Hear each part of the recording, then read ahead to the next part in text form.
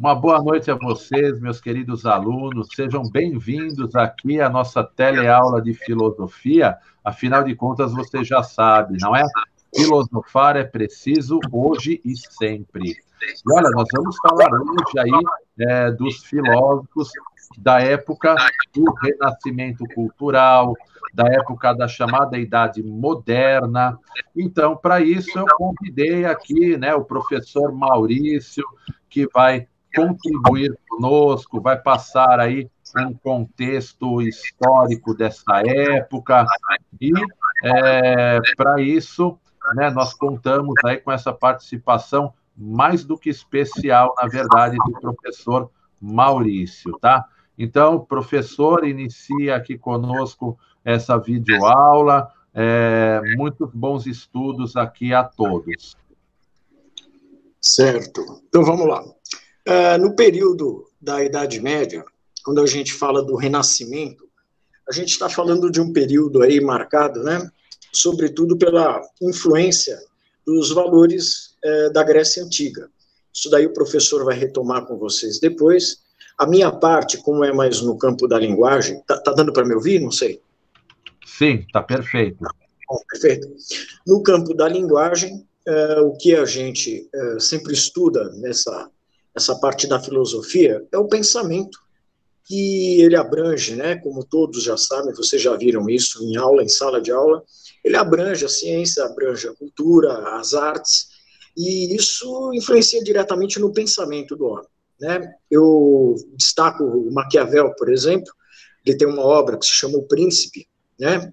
E ele elabora um pensamento sobre política fundamental bastante interessante. Mas antes de Maquiavel tem muita coisa.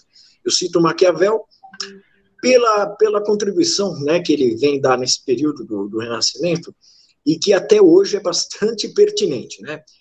Não é à toa que vira e mexe você ouve algum comentário assim, tal político é maquiavélico, né? Porque é do Maquiavel a arte de você saber explorar a fraqueza, né, a vulnerabilidade. A gente aprende muito com ele nesse período. Mas é claro que citar apenas Maquiavel no período do Renascimento é uma blasfêmia, né? A gente tem muita gente importante, os filósofos como o Descartes, não estudei esse filósofo, não estudei, mas sei da importância dele, René Descartes, né, professor? Pronunciei certo?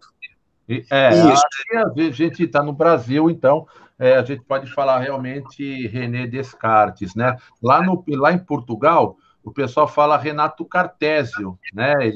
O português tem o costume de traduzir tudo. Então, o Windows, por exemplo, eles vão falar janelas mesmo, né? O pessoal traduz. A gente aqui ajeita, uns falam René Descartes, outros tentam pronunciar René Descartes, né? Mas não tem problema, como sair, saiu, tá? Certo. E porque essa turma toda aí, eles vêm no período do Renascimento, antecedendo o período do Iluminismo, né? Onde a gente aí já tem a figura do Kant, né? Eu já ouvi falar Immanuel Kant e Immanuel Kant. Eu costumo ver mais o Kant, né? Mas isso vem no período depois do Renascimento. O que marca o período do Renascimento na Europa? A gente tem que entender que a gente está falando de um mundo teocêntrico, né? de um período que vem após esse predomínio do pensamento da religião. Né? Você tem ali um embate, um problema acontecendo entre a Igreja Católica e o protestantismo, e tem uma contrapartida na ciência.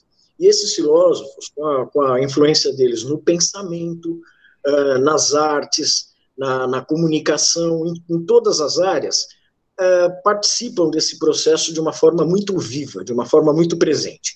Claro que a gente, para entender bem o filósofo, para entender o pensamento dele, tem que ler, né, professor? Eu acho que a gente tem que ler o cara, já falar somente sobre o filósofo, serve assim, como numa aula como a gente está fazendo, para explicar para vocês, despertar em vocês o interesse de entender de onde vem a evolução da qual esses homens foram aí os protagonistas. O Renascimento ele se vale muito de um valor greco-romano, né, a busca pela estética, pela plástica, perfeição.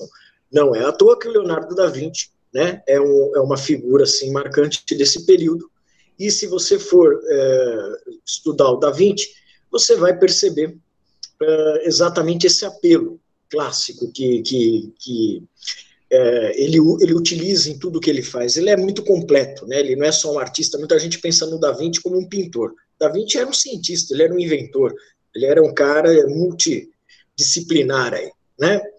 É a mesma época do Michelangelo também. Então a gente tem uma influência greco-romana. Não estou falando da Grécia antiga, lá, aquele período mais lá para trás, que aí já é a especialidade do professor Marcos. Se eu abrir a boca para falar desse período, alguma coisa, ele vai me desligar aqui, ele vai cortar meu microfone aqui, porque eu só ia falar abobrinha. Né? Mas sobre o período do Renascimento, eu gosto de trabalhar bastante, primeiro porque na língua portuguesa é um período muito rico para nós, para o estudo da língua.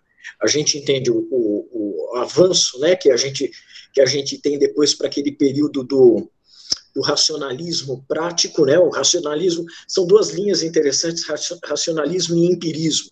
Isso na filosofia é uma coisa bastante estudada, mas isso também acaba repercutindo no estudo da língua portuguesa, de uma forma bastante predominante.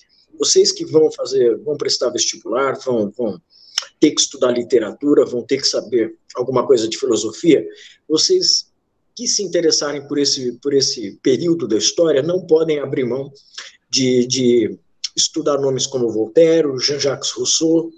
Vocês têm que estudar o Kant, que é do período do Iluminismo, que já vem um pouquinho depois desse Renascimento que eu falei. Vocês precisam desses nomes, vocês precisam ter referências do trabalho desses homens. Tá? Só para concluir aqui a participação, no caso do Renascimento, a gente tem um período pré-iluminismo, né? Que muita gente fala, né, inclusive na língua portuguesa mesmo, o pessoal da minha área costuma falar, não, o iluminismo é o Renascimento. Não, não é. O iluminismo, ele começa a partir do Renascimento. Tá? São dois períodos que, pelo menos, no estudo do comportamento e da linguagem, eles são um pouco distintos. Agora, é Revolução Francesa, que você acaba estudando em história quando você estuda esse período, você vai entender o que antecede a Revolução Francesa, que muita gente fala assim, é o romantismo, né, professor? Eu falo, tudo bem, agora não é aquele romantismo que as pessoas normalmente acreditam, né, da flor, do bombom e da namorada. O romantismo, ele é um valor burguês, né? O romantismo, ele é um valor burguês. E burguês em que sentido? É ligado à riqueza? Não, ele é ligado ao eu, né? O individualismo. A partir do eu, aquela consciência mais centrada em si mesmo, né? que o indivíduo desenvolve, que ele é levado a pensar dessa maneira, é que você tem ali uma sementinha plantada em relação à Revolução Francesa. Então, sobre esse período, é um período da Idade Média, o século XV, XVI, estudem isso daí, porque, em termos de vestibular, ainda é muito pedido isso daí. Agora, professor, eu te devolvo a palavra aí, porque eu sei que você quer falar da Grécia Antiga, e eu não vou te atrapalhar mais aí. Maravilha, que é isso, tá dando uma contribuição ótima aí para nós, né? Eu fui passando aqui mais ou menos aí os slides, né? Conforme você foi falando, né? Alguns slides correspondiam um pouco mais, outros nem tanto assim, né? Mas eu fui colocando aqui algumas imagens justamente para tentar ilustrar um pouco do que você foi falando, né? Então, assim, é muito importante isso que o Maurício comentou aqui com a gente, né? Deixa eu até voltar um pouco aqui. Nós temos nas artes uma mudança, temos a mudança na questão da filosofia, da forma de escrever, temos mudanças na política, temos mudanças na economia, e aqui esse slide eu acho que é interessante, porque olha só, aqui, né, nós temos uma pintura medieval, que é o Anjo Gabriel, né, anunciando a Maria que ela seria a mãe de Jesus, a mãe do Filho de Deus. Esse quadro foi pintado na Idade Média, né? E olha só esse outro quadro aqui, também é o mesmo motivo, a anunciação, ou seja, o anjo Gabriel, né, que vem até Maria informá-la que ela será aí a mãe de Jesus, a mãe do Salvador. Então, olha só, né, que diferença de pensar. E por que que há uma diferença tão grande assim na arte? Porque mudou toda a forma de pensar, como o Maurício disse, né? Então, como mudou toda a forma de pensar, mudou também a arte. Então, aqui nessa arte medieval, você tinha os ícones, né? E aqui ele procura expressar, né? Apenas ali o fato, é mais um fator mais catequético, né? Então, como na época você tinha muito analfabetismo, então o que que acontece? Você explicava com imagens, né? Por isso, inclusive, que o catolicismo romano ele tem muitas imagens, né? Tem estátuas, quadros. Na verdade, o objetivo disso não é que as pessoas ficassem beijando os quadros e as estátuas, embora isso aconteça muito, né, nos dias atuais e na Idade Média mais ainda, né? Então, o que acontece? Mas a ideia era fazer uma catequese, visto que o analfabetismo era muito grande. Então, esse quadro aqui, né, ele tem essa ideia de explicar para as pessoas o fato bíblico, né? Então, fato bíblico que o anjo Gabriel apareceu para Maria. Então, os religiosos iam contando aí essa história para as pessoas. No entanto, já na Idade Moderna, né, nós temos aqui esse quadro e você percebe o quê? Muitas pessoas diriam assim, esse quadro aqui, né, do renascimento cultural e tudo mais, né, ele é mais bonito do que este. Então, mas por que que a gente fala que é mais bonito do que esse? Porque esse quadro aqui, ó, ele está buscando o quê? Olha as formas, né? As formas são certinhas, olha a sombra do anjo. Imagem? Para mim não está aparecendo nada de imagem do quadro. Mas eu estou projetando a tela. Está Então, todo alguma mundo coisa. vendo aí que eu estou projetando a tela? Eu tô vendo. Sim, Eu tô pra vendo. mim tá normal. Eu estou vendo o professor. Mudei de tela e vou mudar de novo. Talvez você clique em cima, deve estar aparecendo aí, você está vendo pelo celular, né? Deve estar aparecendo ali um iconezinho meio escuro. Aí você pode clicar nele que vai aparecer para você só essa tela que eu estou projetando, tá? Porque você vai ver que tem dois marcos aí, né? Os dois são Tem eu. duas telinhas suas. Eu clico num ou clico no outro, só aparece o senhor. Só Clica na igual outra, estava. que eu estou aparecendo 3 vezes aí. Clica na outra que está mais escura. Tem uma que está aparecendo a minha foto, tem uma que estou aparecendo eu falando, e a outra que está escura. A que está escura. Clica nela, vê se aparece. Então é isso, ó. Agora eu cliquei na escura e cliquei no outro pontinho verde que apareceu. Agora deu. Beleza. Obrigada. Valeu, obrigada. Imagina.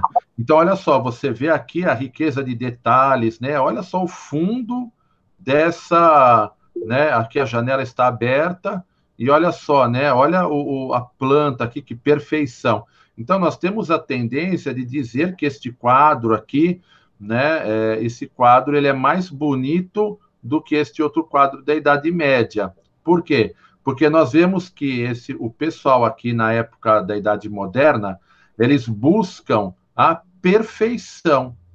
Então, aí a perfeição é o quê? Quanto mais um quadro se aproximar da realidade, mais perfeito ele é. Então, na Idade Moderna, busca-se a perfeição. E a filosofia também vai ser assim. O pessoal vai buscar o quê? Qual é a ideia perfeita sobre política? Qual é a ideia perfeita, então, de estética? Então, qual é a ideia perfeita? Tudo eles vão buscar a questão das ideias perfeitas, tá bom? Então, olha só, eu vou voltar para um outro slide aqui, né, que é o slide que é o meu mesmo, né, da aula aqui de hoje, e nós vamos pegar aqui alguns pensadores desse período, tá? Então, vamos lá, ó, deixa eu colocar aqui para apresentar. Muito bem, né? Então, como nos disse muito bem aí o Maurício, né? Um dos pensadores que vai iniciar essa nova forma de pensar é justamente o René Descartes, né? Então, assim, o René Descartes, ó, ele está aí no final do século XVI, início do século XVII, tá? Final do XVI, início do XVII. Então, o que acontece, né? O René Descartes, ele fala o seguinte, olha, a gente saiu da Idade Média, então agora nós precisamos o quê? De uma nova filosofia.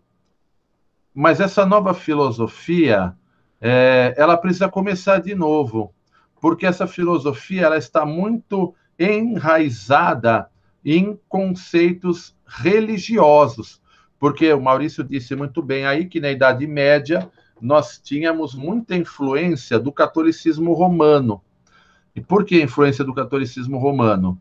Porque só existia o catolicismo romano de igreja cristã, né? Não existia ainda igreja protestante.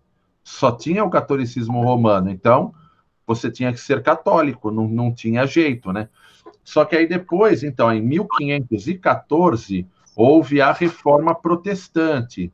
Então, René Descartes, ele já está embasado aí em novas ideias, porque rompeu-se com essa hegemonia do catolicismo romano, tá?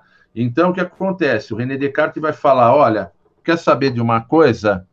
Tudo que a filosofia fez até agora foi aí interessante, foi bonitinho, mas agora nós precisamos começar de novo, né? Esse pensamento de renascer, de retomar a cultura. Então, os filósofos, eles vão também, né, buscar nesse renascimento uma nova filosofia. Então, René Descartes, ele vai fazer uma desconstrução. Ele vai falar, olha, eu acho que a gente precisa começar do zero, né? Então, assim, começando do zero, o René Descartes, ele também vai mudar a metafísica da época, né? Por quê? Porque a metafísica da época dizia que o ser humano ele está extremamente ligado às questões religiosas. Então, veja bem, tudo que você fazia na Idade Média, você tinha primeiro que pensar se aquilo estaria de acordo com a vontade de Deus.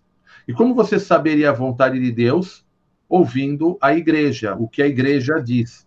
Se a igreja diz que isso é certo, isso é certo, não se contesta. Se a igreja diz que aquilo é errado, não se contesta. O René Descartes já vem assim, peraí, né? Será que não se contesta mesmo? Então, o René Descartes ele vai buscar uma nova filosofia, tá? Lembrando que há pouco tempo atrás, né, lá em 1513, 1512, mais ou menos, surgiu a imprensa, né? Um alemão chamado Gutenberg, ele criou a imprensa. O que é a imprensa? Era uma forma de imprimir cartazes, né? Porque antes era tudo à mão, né? Tudo escrito à mão. E a imprensa de Gutenberg é justamente um artifício. Aí, ó, posso até achar aqui uma imagem para vocês. A imprensa de Gutenberg é muito interessante. Quer ver, ó? Gutenberg, imprensa. Beleza. Gutenberg, imprensa. Quer ver? Vamos ver aqui algumas imagens. Então, olha só aqui, ó, a imagem de uma imprensa. Vou pegar essa daqui, ó. Ah, essa daqui tá bem legal. Olha aí, ó. Você vê aqui, ó. Você vê que tem aqui, né? E aqui você tem uma mesa. Por que essa mesa aqui, ó? Aqui você ia montar as letras. Tá? Você monta as letras aí, ó. Deixa eu pegar aqui. Essa daqui também tá boa de ver, ó. Aqui, ó, você monta as letras, né? Aí você joga isso aqui para dentro. Está vendo aqui essa alavanca? Aí você puxa a alavanca, né, empurra a alavanca para cima e vai encher isso aqui de tinta. E aí ele vai imprimir. Olha que outra imagem legal, ó. Olha lá, você vê, ó, é como se fosse um enorme carimbo, né? Então, você enchia ali de tinta, enchia aqui de tinta, ó. Você montava as letras, tinha que montar. Então, tinha várias pecinhas com a letra A, várias pecinhas com a letra B. Então, você montava as frases aqui, né? Ó, montava aqui. Aí vinha com esse carimbão aqui, né? Punha o papel aqui no meio e vinha com essa espécie desse carimbão. Só que aqui ele empurrava e prensava. Por isso chama imprensa, porque e o que é in? In é dentro, né? In é dentro, na prensa. Por isso que é imprensa, porque era na prensa. Então era prensado. Aí o pessoal começou, né, a fazer também os livros, porque até então não tinha livro, né? Você tinha os papiros e tudo mais. Até tinha livros, mas eram tudo livros manuscritos. Aí aqui o pessoal vai começar a fazer os panfletos para divulgar as suas ideias, tá bom? Não sei se deu para ver bem aí a imagem, né? Porque está meio pequena. Vamos ver aqui maiorzinha um pouco. Olha aí, né? A imagem aí. Tá? Então você vê, ó, você colocava as letras aqui, ó. Montava as frases, colocava o papel aqui no meio e vinha aqui com a imprensa, né? Empurrava aqui e prensava o papel. E aí depois você deixava secar, pendurava tudo num varal, deixava secar, e aí você, então, fazia aí a distribuição dos panfletos. Então, isso ajudou muito aí na época a divulgar as ideias dos filósofos, por exemplo, tá? Então, o René Descartes, ele foi um cara aí que veio com novas ideias, ele veio com uma nova metafísica. E ele vai dizer o quê? Olha, a nova filosofia, ela tem que ter um método. Então, nunca ninguém pensou isso. E esse método da filosofia, depois ele vai se tornar o método da ciência. Então, olha só que coisa interessante que o René Descartes vai falar. Olha, a gente não pode admitir qualquer coisa como verdade. E isso se aplica muito no dia de hoje, né? A gente vê muita notícia falsa aí na internet. E o René Descartes ele vai falar o quê? Duvide. Ou seja, só admita como verdadeiro aquilo que é evidente. Evite a precipitação, né? Então, ele fala isso como dizendo o quê, né? Ele fala, olha, desconfie de tudo, não acredite em nada. Então, a primeira coisa para você filosofar é deletar tudo aquilo que você acha que sabia. Delete tudo que você acha que sabia, tá? E comece do zero. Assim como a filosofia vai começar do zero também. Então, o que você sabe sobre seu filho no dia de hoje? Delete, procure conhecê-lo de novo. O que você sabe sobre o seu esposo, sobre a sua esposa? Delete. Comece de novo. Ah, beleza, você conheceu? Delete de novo. Comece de novo. Você só vai conseguir chegar à verdade quando você duvidar. E muitas vezes, hoje em dia, por exemplo, a gente vê aí muita fake news e já vai, né, proliferando. Teve aí, acho que foi semana passada, não sei, pessoal proliferando aquilo lá. Entre no site da Três Corações, preencha um questionário e receba a cafeteira grátis em sua casa, né? E um monte de gente divulgou ali a informação, né? Então, assim, é muito interessante que as pessoas justamente não duvidam, né? Nós precisamos, muitas vezes, aí ser mais cartesianos e duvidar de tudo. Então, o René Descartes, ele funda uma nova filosofia baseada no método da dúvida. Por isso que vocês pegarem e lerem um pouco mais, né? Como o Maurício falou, precisa ler. Vocês vão ver que René Descartes ele é conhecido pela dúvida metódica. Por quê? Porque você tem um método para duvidar. Você tem que duvidar daquilo que parece ser evidente, né? Você tem que dividir o problema em várias partes possíveis. Então, por exemplo, né, veio a pandemia. Você tem o carro para pagar, você tem o aluguel, você tem conta de luz, água e telefone. Então, peraí, vamos dividir aqui os problemas. Para eu dividir os problemas, bom, eu preciso pagar primeiro o aluguel, porque eu não quero morar na rua. Moradia é a minha prioridade.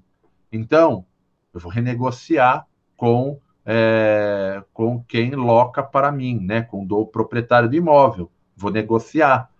Aí depois você vai para outras. Bom, vou negociar também o carro, porque eu trabalho com o carro.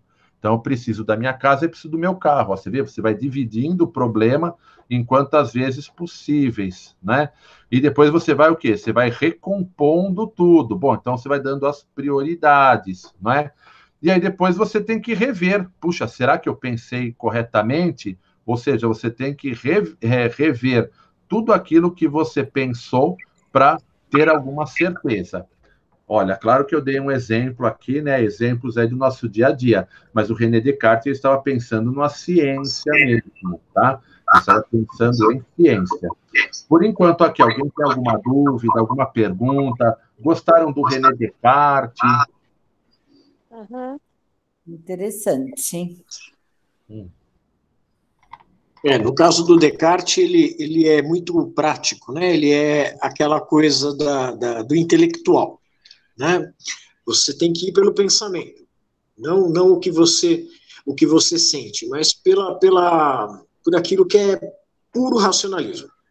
Então, se o meu professor, o Marcos, citou agora a questão da pandemia, né, professor? Sim. Então, o que você tem que fazer? Você tem que, em primeiro lugar, evitar de pegar o Covid. Você tem que trabalhar, porque você tem que pagar as contas. Agora, se você, pela razão, simplesmente, você vai ver que você não paga conta nenhuma se você morrer, né? Então, a tua prioridade, no caso, ela é muito simples, ela é muito óbvia, né? Que é a de preservar a sua vida, de se cuidar. Então, a gente percebe... Né? Se você não estiver vivo, você não vai pagar ninguém, você não vai precisar morar em lugar nenhum, aliás, você já vai ter um lugar separado para você, né?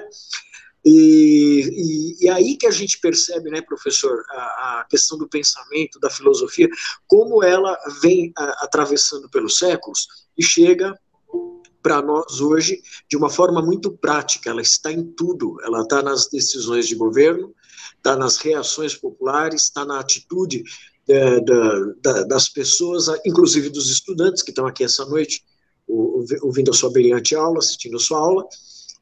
Tudo isso é uma decisão racional, e isso não começou da noite para o dia sem um lastro, isso não começou sem uma referência. Esse pensamento, ele teve uma origem, que eu acho que eu sinto isso, pelo menos no estudo da literatura, que muitas vezes o estudante, ele sente que o homem sempre pensou como ele pensa hoje. Que a maneira de enxergar, seja de forma prática ou de uma forma mais emotiva, que isso sempre foi desse jeito, e não foi. Você tem uma realidade teocêntrica que pula para um período antropocêntrico, né? Teocentrismo, Deus, né? Homem, antropocentrismo, homem no centro de tudo. Então, existe um salto, existem paradigmas e a quebra desses paradigmas que a gente tem na fala, né, nos registros que esses filósofos deixaram para a gente. E eles, por sua vez, também tinham as suas referências, as suas influências, né? Quando eu falei no comecinho do Renascimento, o senhor complementou brilhantemente aí, falando da preocupação pela perfeição, né? O Da Vinci, por exemplo, ele dissecava um corpo justamente para, na hora de fazer uma escultura, ele ter exatamente aqueles contornos, aquela parte assim superficial da escultura perfeita na anatomia humana. Isso daí a gente vê na arte dele. E a filosofia, o pensamento também, eles vão procurar uma perfeição, até que lá na frente eu não me atrevo a entrar nisso, que aí é a área do filósofo mesmo, mas onde a gente vai ter uma concepção do que seria a ética, a tal da ética, que hoje está tão presente aí nos debates políticos, né, naquela almôndega que está em Brasília, que deveria ler bastante sobre... Deveria estar assistindo essa aula aqui, né, professor? Alguns políticos deveriam estar assistindo essa aula aqui, né? A questão da ética. Então, a gente não perde viagem estudando, não perde tempo estudando esses autores e essa mudança de paradigmas aí do pensamento, da arte, da cultura, porque a gente vai chegar no pensamento de hoje. Vamos nos entender melhor, entendendo o que esses homens aí deixaram para a gente. Tá certo? Desculpa atrapalhar, professor. Imagina, você disse, né, a aula brilhante, não sei o quê. Na verdade, eu estou dando a aula. Quem está brilhantando a aula é justamente você, né? Então, né, esse aí é o grande detalhe aqui da aula de hoje. E de fato, né? Estou realizando um sonho antigo. Eu queria dar uma aula fumando. Agora eu consigo. Tem que ser. Só assim eu conseguir. Então, na próxima, eu vou dar aula tomando uma cervejinha, então. E comendo pipoca, né? Que aí não corre o risco de voar nem um pedaço na cara de ninguém. Maravilha, né?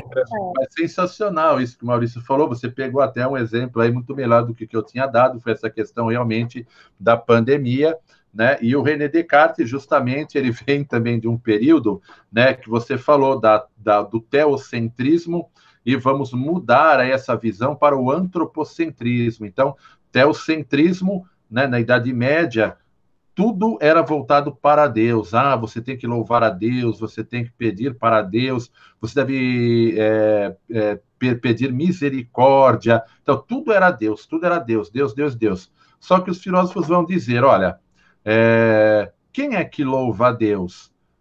É a grama?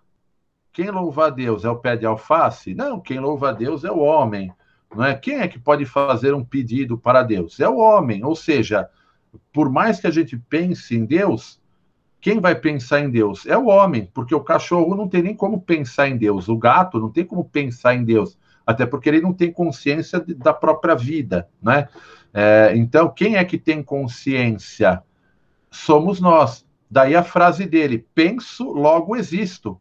Por quê? Porque o cachorro ele não pensa na existência dele, o cachorro não fica pensando, pô, será que eu vou conhecer uma cadelinha bacana? Será que eu vou confeccionar uma roupa porque está frio? Ou seja, o cachorro ele não tem uma consciência, o gato, as plantas, né? Mas quem tem consciência do mundo é o homem. Então, eu penso, logo eu existo. Eu penso no cachorro, ele também existe. Mesmo que ele não pense em si mesmo, mas eu penso nele. O pé de alface, ele não pensa. Mas eu penso no pé de alface, então ele tem que existir, né? Penso, logo existo. Penso, todas as coisas existem. Eu penso em Deus, então Deus existe. Deus ele está primeiramente no meu pensamento. Tanto é que você tem aí diversos pensamentos sobre Deus, né? Só de igreja evangélica no Brasil, por exemplo, você tem diversas denominações de igrejas católicas também, né? O pessoal conhece só o catolicismo romano, muitas vezes. Então, tem gente que me procura, que eu sou católico anglicano, né? Que é o catolicismo inglês. E o pessoal nem sabia que existia, por exemplo, né? Então, justamente o pensamento que cria tudo, tá bom? Bom, vamos passar aqui também, né, para aquilo que o Maurício também foi falando. Foi falando tão bem para nós, citando aí alguns desses filósofos, né? Então, o iluminismo, claro que aí o iluminismo, como ele influenciou todo o pensamento da época, influenciou também a filosofia, né? Então, por isso que nós temos aí também a filosofia iluminada, né? Ou a filosofia das luzes. Então, olha só, né? Nós temos aqui um dos grandes representantes é o Barão de Montesquieu, né? O Montesquieu ele é muito interessante porque o Montesquieu falou assim, ó, existe um rei, certo? O rei manda em tudo, não é mesmo? O rei manda em tudo. O rei julga as pessoas, né? Então, o que acontece? Era muito comum nessa época, aqueles que eram considerados criminosos, eles ficavam na masmorra. Aí tinha um dia da semana, do mês e tal, que o rei ia julgar, né? Então os guardas levavam o camarada lá, esse cara foi pego roubando fruta no vizinho. Aí o rei dava o decreto, 20 chibatadas, pumba, próximo. Aí vinha o outro, esse aqui é um agitador político, corta a cabeça. Então, era assim, ou seja, era uma coisa arbitrária. Então, o Montesquieu ele vem com uma ideia extremamente diferente para a época, que ele fala, olha, peraí, como que é essa história do rei mandar, o rei faz aquilo que quer, né? Se o rei for até um cara que preze pela ética, até que ele pode ser um rei bom. Mas se é um cara que pensa nos próprios interesses, esse cara vai acabar com o país. Então, é necessário o quê? Que o poder controle o poder. Ele fala assim mesmo, é necessário um poder para controlar o poder. Puxa, mas um poder só para controlar o outro é pouco ainda. Né? Tem que haver o quê? 3 poderes. Deve haver 3 poderes. Deve haver um poder, né? Deve ter alguém que faça as leis, deve ter alguém que execute as leis e deve ter alguém que julgue os problemas que tiverem esses camaradas que fizerem as leis e os camaradas que executam as leis. Então, você tem aí o poder executivo, o legislativo e o judiciário. Aqui no Brasil, quem seria o poder executivo? Presidente da República, governador de estado e prefeito do município. Quem é o poder legislativo? Os deputados federais, os senadores, os vereadores. E o poder judiciário? O Supremo Tribunal Federal. Então, por exemplo, né, vamos pegar aí também, já que o professor Maurício pegou o exemplo da pandemia, então vamos continuar com o exemplo da pandemia, né? Então, a gente tinha ali o governo federal, cuja proposta era negar, né, era o negacionismo, não é tanto assim, essa doença não é tão letal, a mídia está fazendo uma hecatombe aí em cima disso, né, está exagerando, então não é tudo isso. Então, isso é fácil, dar cloroquina para todo mundo e beleza, né? Aí o que acontece? Aí veio o Supremo e falou, ó, vamos fazer o seguinte, já que os estados já começaram a trabalhar, né, porque viram esse negacionismo, então o Supremo definiu que quem cuidaria, né, que cada estado cuidaria da pandemia conforme quisesse, tá? E tirou essa incumbência do governo federal. Então, cada governador atuou da forma que achou melhor. Tá, isso teve um lado bom e teve um lado ruim.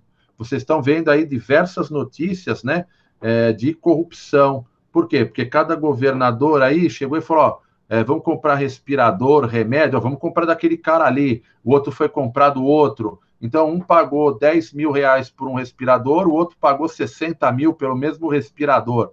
Ou seja, você tem aí um superfaturamento. Se você tivesse centralizado no governo federal, então o governo federal falaria, olha, a gente consegue aqui, ó, 500 respiradores por um valor X. Então, ó, qual é o estado que vai precisar mais? Ah, eu vou precisar mais, né? São Paulo, Rio de Janeiro, que são mais populosos. Bom, então, beleza. Então, ó, vocês... Então, assim, ó, eu gastei aqui, ó, 5 milhões em respirador, sei lá. Então, São Paulo precisa mais, ó, você vai me dar 1 milhão, né? Gastou, sei lá, 5 milhões. Ah, você me dá 1 milhão, Rio de Janeiro me dá 1 milhão, o outro precisa menos, dá 300 mil, né? Então, assim, aí você rateia, você vê quanto o pessoal tem e rateia. Então, você evitaria aí, por exemplo, essa questão desse superfaturamento e tudo mais. Né? Então, para isso que seria o poder executivo, para executar a tarefa, né? Então, e o legislativo que vai fazer as leis. Então, isso tem o lado bom também, como eu disse, tem o lado ruim. Qual que é o lado bom? Né? O lado bom é que é o seguinte, o presidente quer fazer, ele tem uma proposta. Então, ele registra essa proposta, a proposta chega para o presidente da Câmara, né, para o Rodrigo Maia. Ele lê toda a proposta, faz uma comissão ali, né, uma comissão entre os parlamentares, e eles falam, isso aqui é legal, bacana. Ou eles falam assim, isso aqui não está legal, vou mandar de volta lá para o presidente. Legal, manda lá para o presidente. Aí ele refaz e manda de novo. Ah, beleza, refez? Ah, refez, legal. Então, ó, nós vamos votar agora. E aí ele coloca em pauta e os deputados federais vão votar. E aí o projeto foi aprovado.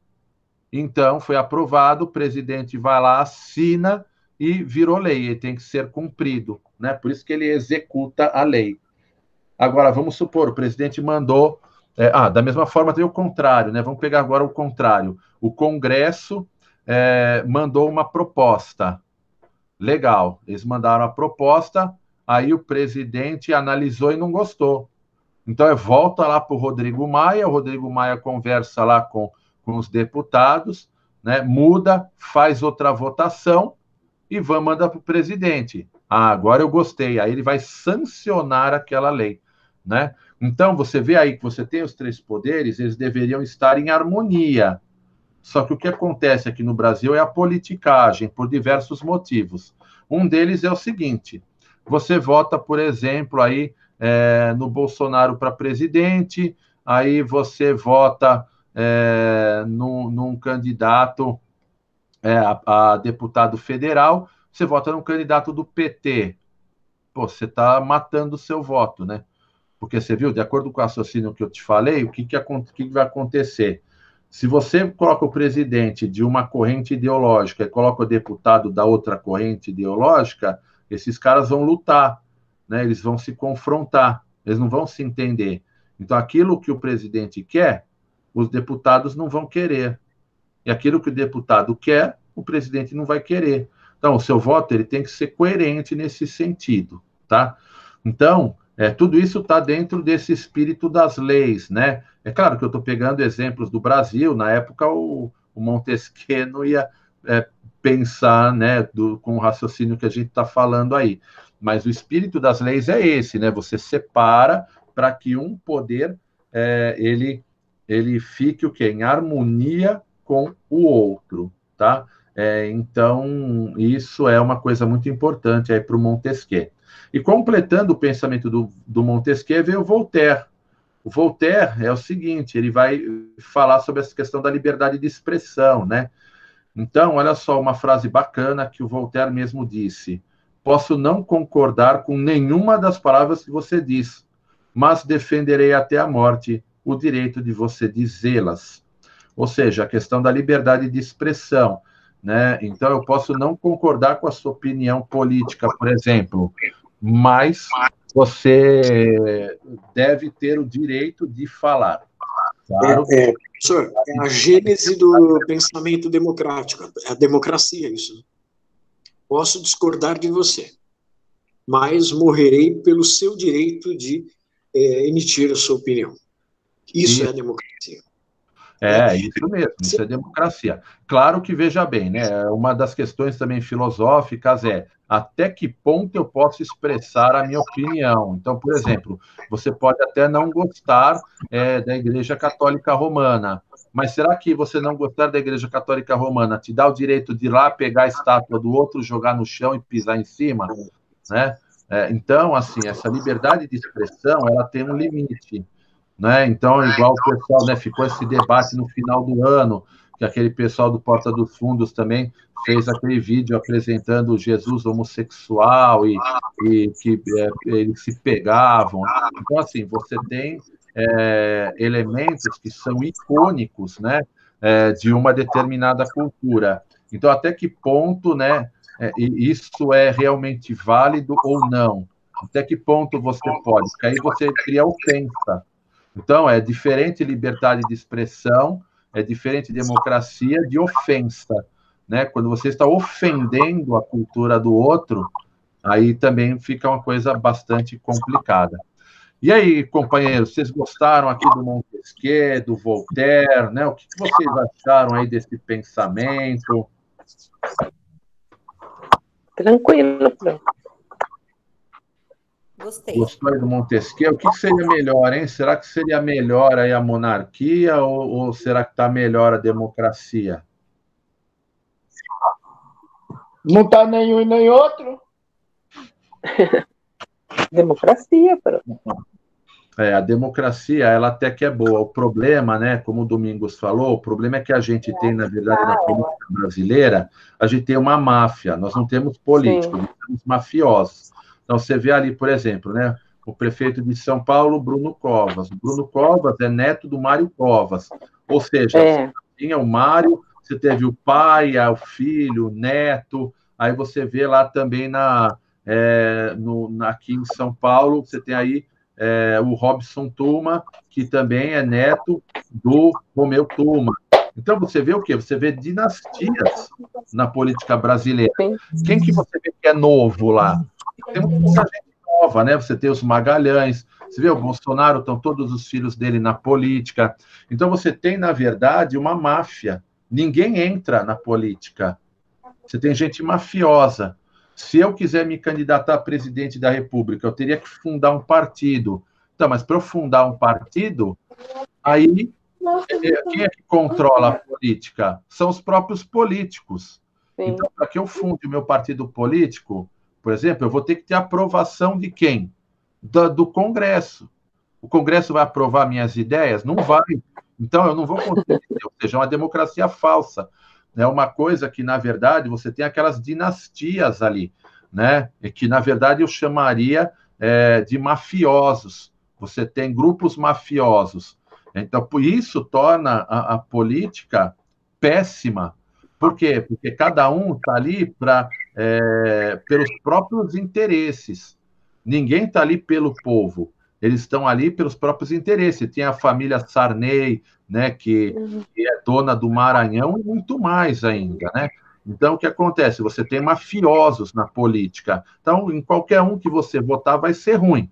Só que você tem aqueles que estão piores e você tem aqueles que estão menos piores, né? Você tem os mais mafiosos e os que são um pouco menos mafiosos. Você tem o rouba que faz, você tem o rouba que não faz nada, você tem aquele que é inerte, que não faz nem o bem nem o mal, fica na dele ali recebendo a grana dele, tirando uma vantagem aqui, outra ali. Não, na verdade, a política brasileira, não existe política, existe uma politicagem. Por isso que a gente vê o filósofo aqui e fala, que pensamento bonito, né? Só que não deu certo. Não dá certo. Então, mas se eu colocar o rei, será que vai dar certo? Então, se for também um mafioso, não vai dar certo mesmo. Vamos colocar o parlamentarismo, porque se a gente não gostar do primeiro-ministro, a gente faz uma votação rapidinho e tira o primeiro-ministro. Então, mas aí às vezes o camarada aí foi eleito primeiro-ministro, ele quer fazer coisas boas que não interessam para esses grupos mafiosos, vai lá e dá um impeachment para o cara rapidinho. Então, assim, aqui no Brasil não daria certo nada, infelizmente, porque a gente tem uma corrente mafiosa. A gente teria que tentar mudar isso, colocar pessoas que nunca estiveram na política, né? Essa que seria aí uma grande ideia. E, claro... Pergunta para fazer para o senhor. Sim, pode falar. Os alunos eles estão ouvindo isso de uns tempos para cá, e eu tenho uma expressão que se chama obscurantismo, que é uma expressão que está sendo usada cada vez mais em função do que hoje ocorre no país. Né? E quando a gente fala obscurantismo, eu creio que a gente está tendo assim uma ligação, né? Estão fazendo um link com justamente esse período medieval, né, do pensamento, esse período medieval das ideias viciadas e controladas, que acabam hoje acontecendo novamente justamente por causa dessa máfia que o senhor falou aí, que ocupou, né, de certa forma, os quadros da nossa política aí, e acaba justamente partindo para esse tipo de coisa, né? Porque o pensamento não interessa para eles. O pensamento filosófico livre, o conhecimento desses filósofos, dessas teorias, não interessa para essa gente. Porque senão as pessoas vão saber que nós estamos regredindo. Quer dizer, se eu não conheço o passado, o velho me parece novo, né? Então, essa expressão obscurantista está muito em voga. Queria saber se eu poderia falar alguma coisa, não querendo atrapalhar a sua aula, já atrapalhou. Imagina, mas é isso mesmo, é a nova velha política. Então, é o velho com a roupagem do novo, tá? É bem isso que vem acontecendo aqui. Então, você pega, é como se você pegasse aí um idoso, né? Fizesse uma boa maquiagem, colocasse aí alguns acessórios, né? Você pega um idoso, coloca um terno bonito, um perfume, né? Ou seja, você torna e coloca um terno moderno, né? Não aquele terno com a calça boca de sino, aquele transpassado aqui, não. Você pega, né? Pega um idoso, leva ele lá no... Como é que chama aquela loja do shopping ali? Tem uma loja famosa, Brooksfield, leva ele lá no Brooksfield, né? Dá um banho de loja. Eu ia falar Vila Romana. Oi? Vila Romana. Boa, Vila Romana também, então, né? Leva ele lá e tal, né? Coloca ali os perfumes. Então é isso que eles querem apresentar para nós, né? A nova velha política. Então a gente teve também aquela política, né? Por exemplo, da ditadura. Então muita gente fala assim, olha, a ditadura foi um tempo bom porque tinha respeito, né? E agora a gente vê também aquilo meio se repetindo, essa questão da truculência, né? Você vai falar com o político, né? Vocês estão já percebendo de quem eu estou falando. Você vai falar com o político, ele vai lá, xinga o cara de burro, de vagabundo, de viado, né? Então, o que acontece? Essa questão da truculência, né? De mostrar arma, de falar, isso aí, tem que matar mesmo, tem que matar 30 mil, né? Então, assim, é aquela velha política, né? Com essa roupagem aí de nova, o pessoal embarca. Por quê? Porque vem também de um governo desgastado, né? O governo do PT, infelizmente, né? Onde o pessoal colocou tanta confiança, né? O Lula, o homem que veio da pobreza, o homem que perdeu o dedo trabalhando, né? O trabalhador que perde o dedo e fica desamparado. Então, você cria uma imagem e aí depois vem um monte de corrupção, vem a Copa do Mundo, que nem era para ser aqui também, as Olimpíadas, né? Colocaram lá todas as bolinhas para fazer eleição, colocaram o Brasil, né? Justamente para quê? Para você poder superfaturar os estádios. Você viu que, assim, não só estádio, fizeram estádio e falaram, não, nós vamos fazer ciclovia, vamos fazer corredor de ônibus, vamos fazer metrô, vamos fazer tudo. Nem concluíram o estádio, né? Aquele estádio do Amazonas, ele está semi-acabado, né? Você sai ali do estádio, não é acabado por fora, né? Então, o que acontece? Toda aquela promessa, né? Foi só dinheiro, dinheiro, dinheiro, né? Ou seja, os caras roubaram milhões ali, né? Da população. Então, o que acontece? Aí vem um cara com essa ideia aí, tem que matar mesmo bandido, bandido bom é morto, não sei o quê, e xingando as pessoas, né? O pessoal fala, esse cara aí, pô, esse é o cara, né? Vamos embarcar nessa. Então, acaba dando, né, no que deu. Nós tivemos aí um fenômeno também na última eleição, né? Tivemos uma eleição de ódio. Por que uma eleição de ódio? Porque quem foram os dois candidatos que ficaram para o segundo turno? Todo mundo lembra, foi o Bolsonaro e o Haddad. E vocês se lembram também, se não se lembrarem, peguem as pesquisas da época.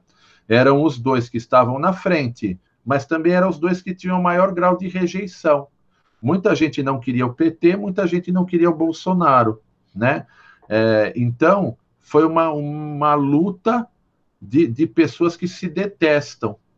Então é péssimo, já estava na cara que não ia dar certo, né? Então valeria a pena ter tentado outras pessoas. Não tinha realmente nenhum que fosse, né? Como eu disse, um cara bom, né? São todos mafiosos, mas você tinha mafiosos ali que provavelmente, né? Não existe se. Se tivesse ganhado o Meirelles, se tivesse ganhado Geraldo Alckmin, se tivesse ganhado Ciro Gomes, se não existe, né? O que existe é o que a gente tem agora. Mas a gente pensa o quê? Bom, talvez um outro, né, entrasse com uma ideia diferente daquilo que já era esperado por tudo que a pessoa não fez, na verdade, né, nos 30 anos que passou aí como deputado, né? E outros também. Tem outros caras ali também que também não fizeram nada. Então, e pegando aí esse gancho, né, como disse aí o professor Maurício, né, nós temos aqui ideias muito interessantes, como a ideia aqui do Rousseau, né? O Rousseau, inclusive, ele fala assim, ele fala uma ideia que seria interessante, porém uma ideia muito difícil, né? Uma ideia muito difícil que seria o seguinte, o Rousseau vai falar, olha, quem tem que ser soberano é o povo. O povo tem que ser soberano. Esse negócio de deputado, vereador, presidente, Isso é muito complicado. Teria que haver um mediador, né? Uma espécie de um mediador. O Rousseau não usa esse termo, tá? Ele simplesmente defende o quê? Que o próprio povo deve conduzir o Estado. Então, mas você teria que ter um mediador, alguém que fizesse plebiscitos, né? E que o povo participasse das decisões políticas. É que nem na educação, né, Maurício? Vamos perguntar para o Maurício uma coisa aqui. Maurício, alguma vez aí apareceu para você um deputado estadual, né? Você dá aula na escola pública, apareceu um deputado estadual perguntando quais seriam as necessidades da escola pública, se você teria alguma sugestão para melhorar a educação, apareceu um governador de estado, me conta um pouquinho aí.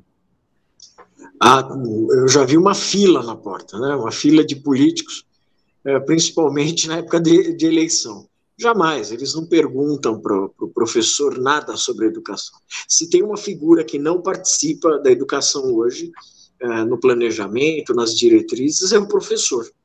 Infelizmente, nós estamos na linha de frente, nós que temos que preparar o estudante aí para concurso, para vestibular, lidar com sala de aula, com salas impraticáveis. No caso, vocês aí que estão vindo, que são uma turma de EJA, vocês são homens, mulheres, é maravilhoso dar aula para o EJA, tá? Mas vocês não sabem o que é uma sala de ensino médio regular. Você entra, o cara não fala, e aí, professor, e aí, João?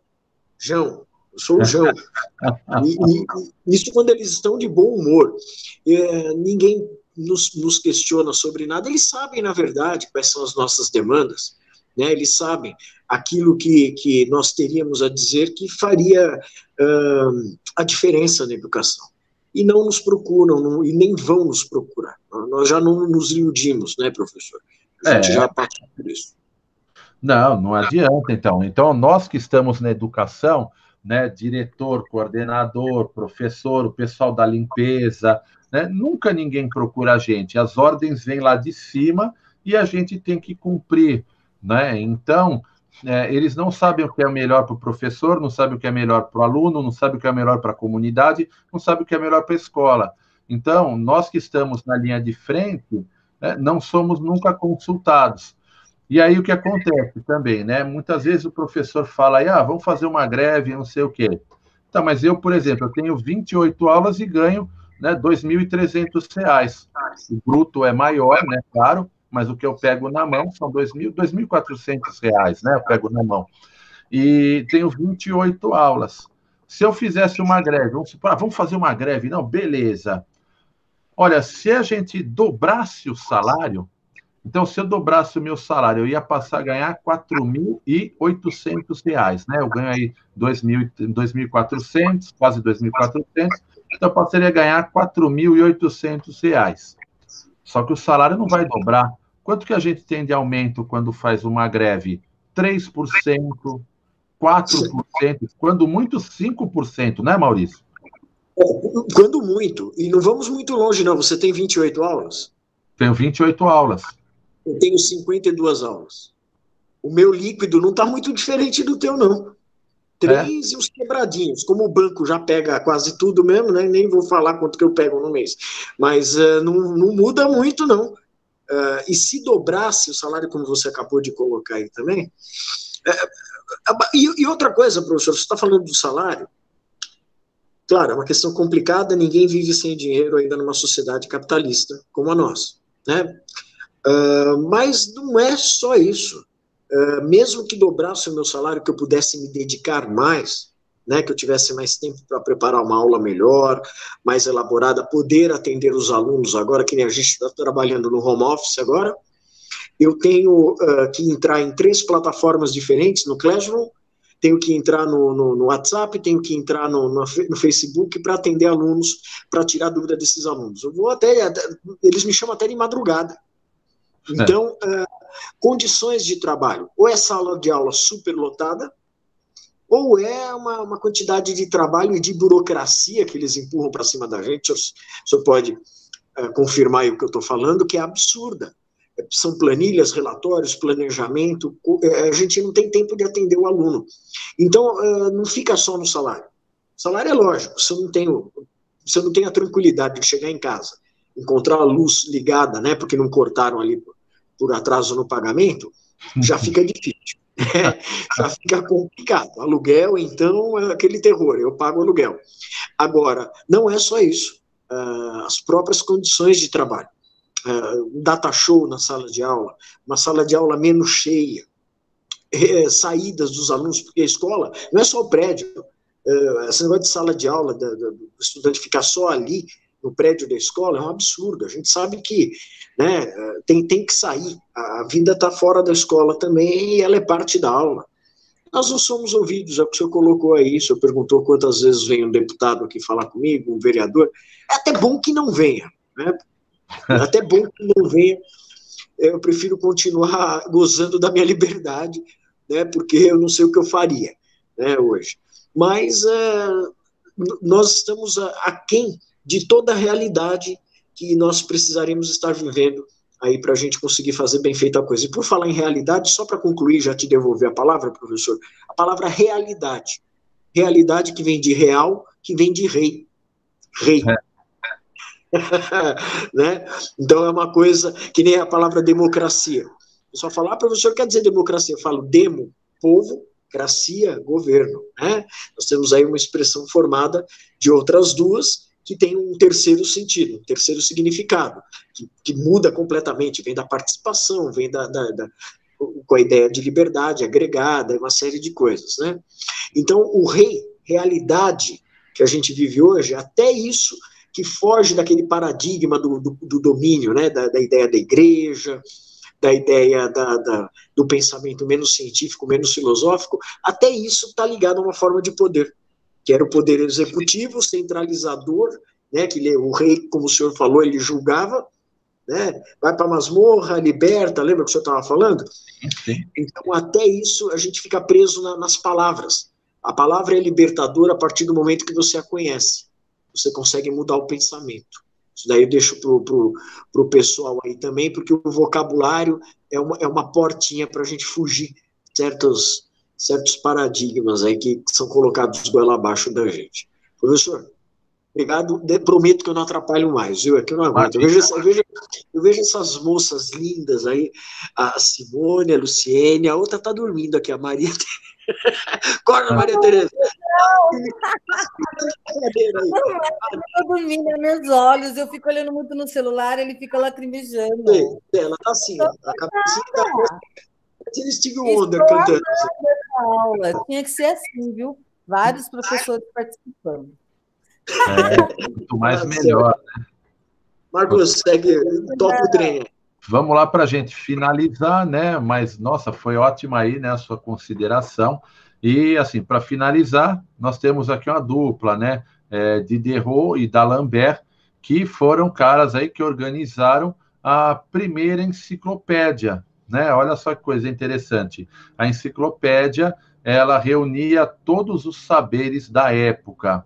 Então, foi necessário, foi uma coisa muito necessária e muito interessante, porque essa enciclopédia, então, ela continha os saberes da época, né? Porque cada um tinha um saber, né? Tinha um livro, tinha um cara que escrevia sobre geografia, química, né, e biologia. Então, você pegou tudo que era de biologia e colocou num volume, tudo que era química e colocou no outro volume.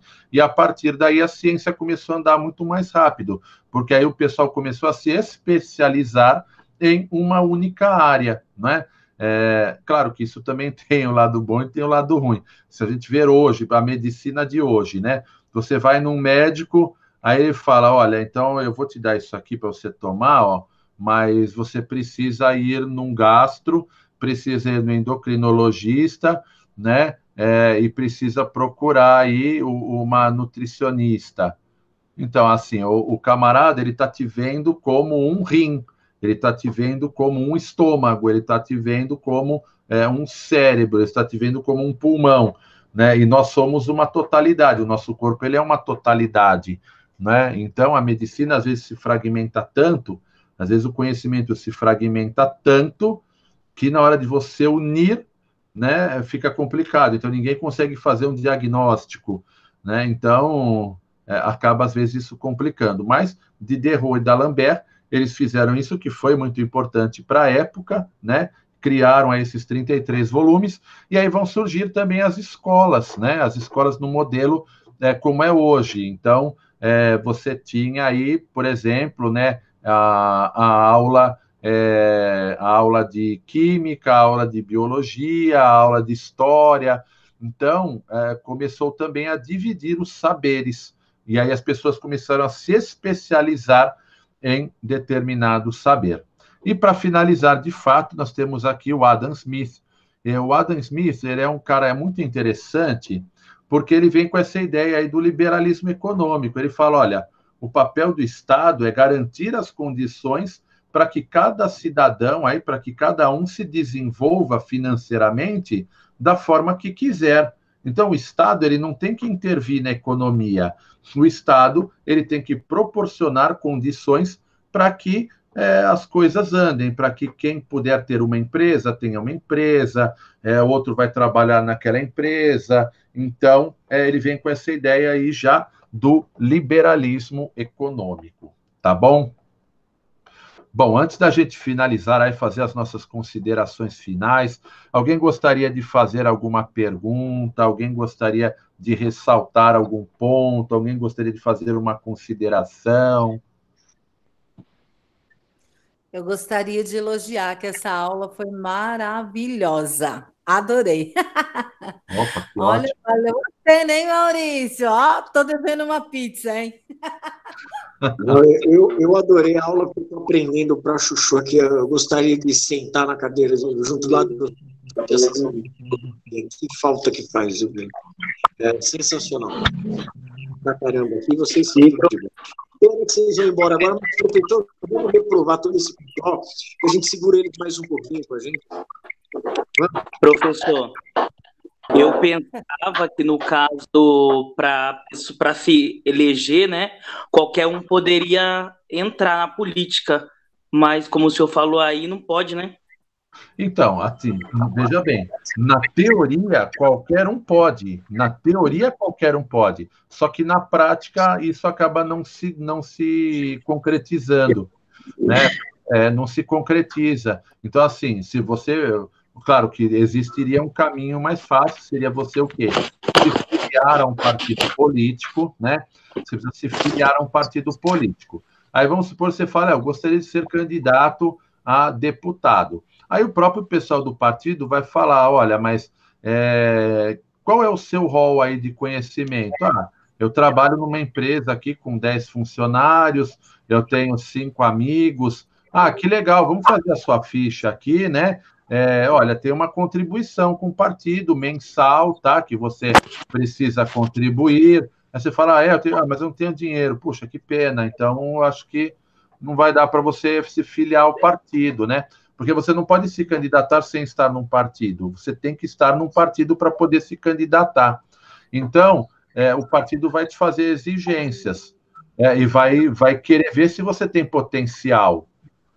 Então, se você não tem um potencial, já era. Você vê que tem até alguns professores também que aparecem lá como candidatos e tudo mais, né? Mas, assim, como professor, o professor ele é mal visto na política, porque você viu que a gente vem procurar falar a realidade.